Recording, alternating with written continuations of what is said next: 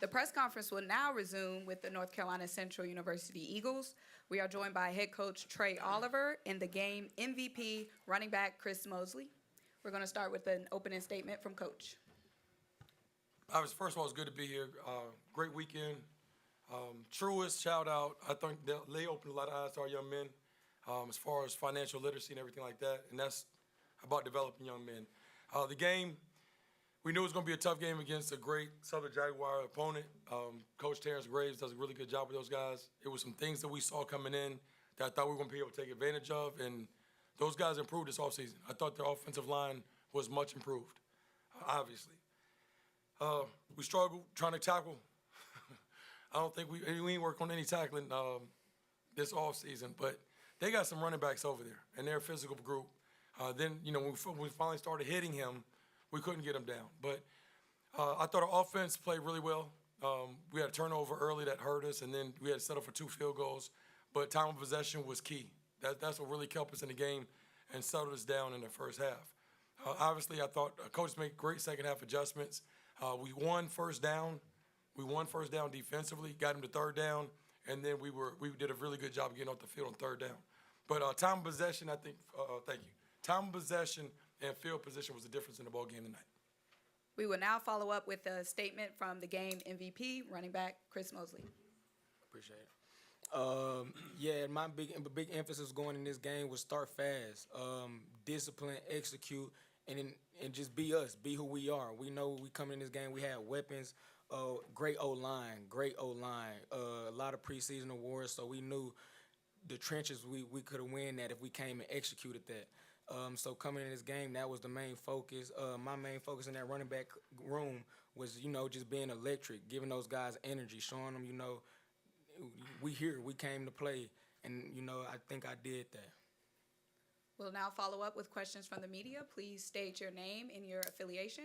We're going to start here on the right with the gentleman in the striped shirt. Coach Maceo Hurd, the Crush Sports Talk Network. Talk about that opening drive, Coach. 13 plays, you just marched the ball down the field. Talk about setting the tone with your opening drive. We've been very consistent offensively, and I think we've done a good job running the ball, and I've been pleased where we've been off season and throughout camp. And usually I defer.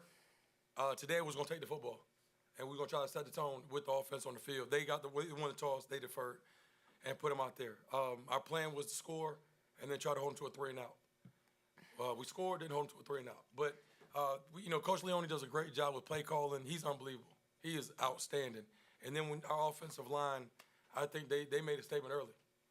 They made a statement early, and dudes had a chip on their shoulder because y'all were preaching and praising. We couldn't block the dude. And our guys blocked him.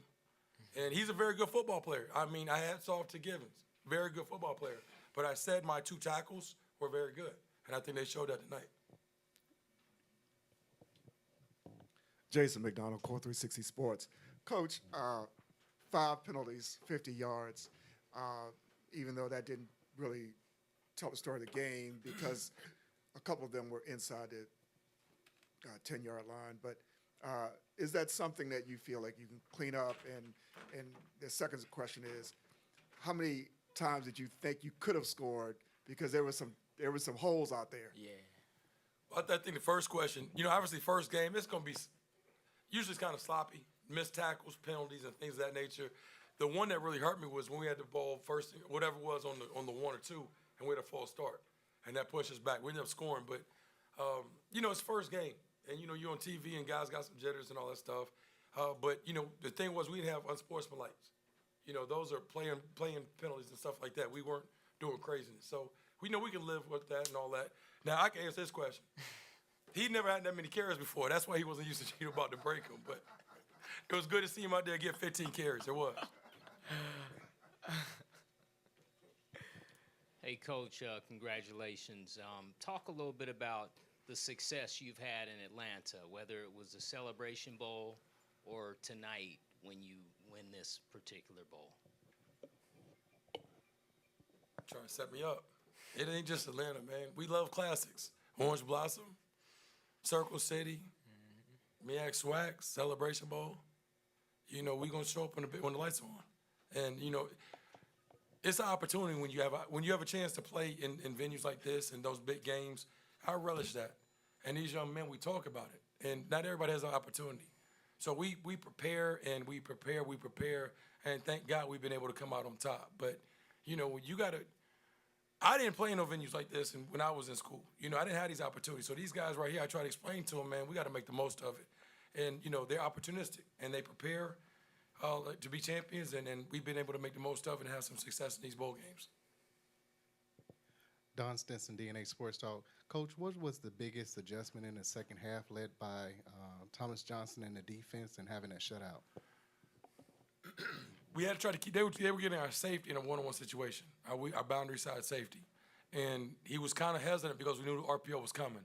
So we were trying to slow the RPO game down, and then he was late fitting. And then it was a one-on-one situation.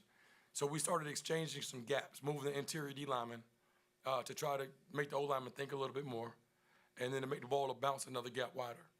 And I hope that was kind of layman's terms. I'm sorry, but I hope y'all understood that. But that was the big thing. We knew that we didn't want to give the RPO the big shot up top. So initially we were trying to slow the safety down. We sped him up a little bit, and that helped right there. And then trying to close some gaps off. Josiah Hobbs, Just Josh Sports and the Black College Sports Network. This is for you, Chris. As your coach said, you've never had this many carries. This is only your second game with double-digit carries since joining North Carolina Central. So how does it feel to go for your career high in yards and establish yourself as the guy in the backfield for the Eagles? It's a blessing. You know, I want to thank my coaching staff for trusting me. I want to thank them boys that Diesel, because it start with them O-linemen, man. We got the best O-line in the MEAC. You start with them boys. So running behind them they make my job easier. All I got to do is make one or two miss, and I already got the speed, so the rest is history. Coach Trei Oliver, how you doing? I mean, what's happening? What's going on? Johnny Cole from HBCU Coach's Corner. You know, you're a championship coach. You talked about Mosley last night on our show. He was the best kept secret. What kind of grade, you know, I know you got to go back and watch film and stuff, and where you think this team can go just with this performance tonight? I mean, you guys were exceptionally controlling the ball. Defensively, you made a great adjustment at halftime. Great coaches do that. Of course, we know you're one of those. I know it's early, but where could this team go, you think? Because you've been there before, you know, and so looking at this squad. I thought that was a slightly above average performance. I thought we left a lot out there. You know, I thought our guys, we didn't strain in the first half. And there were a lot of blocks, a lot of tackles that the guys made. I thought we could have bigger runs if the receivers would have strained more in the perimeter blocking, if the O-line would have strained more, you know, in the trenches. Because the big guy, 91, we ran a couple plays, and he, you know, fell off some blocks and, you know, made ankle tackles or clipped Mosley up. So that's why I challenged the guy in the second half. We got to strain. And I thought we did a better job of that. I thought we played harder in the second half. But you can't pick and choose. We lost. Playing one half football is what kept us out of Atlanta last year. So I'm expecting us to play 4 quarters of really good football. That's the only way you're going to be able to make it to the championship game. That right there tonight was above average performance. That ain't going to get us there. We have 2 more questions. Yes, Charles Bishop, Dr. Fields, inside the HBCU Sports Lab.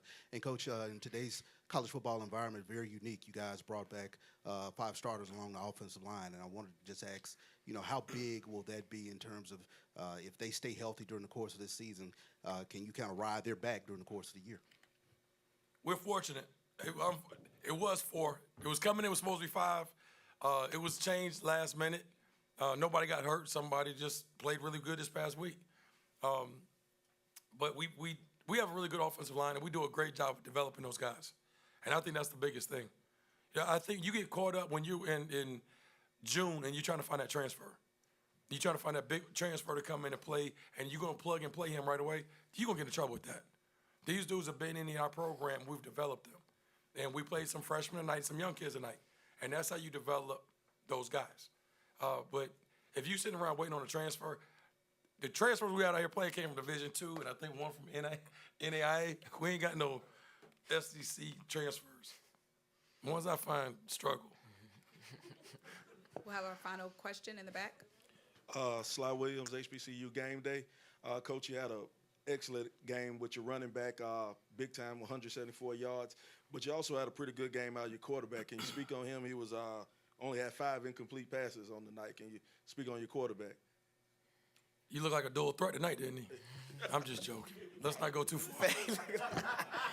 Let's not go too far. He did pull one down and try to get to the box, but I mean that was the big thing. Walker has always done a really good job of managing the game. He has a strong arm. He can place the ball and things that people don't understand. If I run a curl route and the DB is here, Walker can put it on the outside shoulder. If the DB's outside, Walker can put it on the inside shoulder.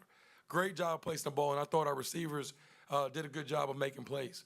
But that's who he is. That's who he's been. And, you know, if he misses a throw or two, we're working on him not to get down on himself because he's a perfectionist. But 19 of 24, that was a good day. I thought he took what the defense gave him. Thank you, Coach. Thank you, Chris. Thank you all. Look forward to see you all the rest of the season.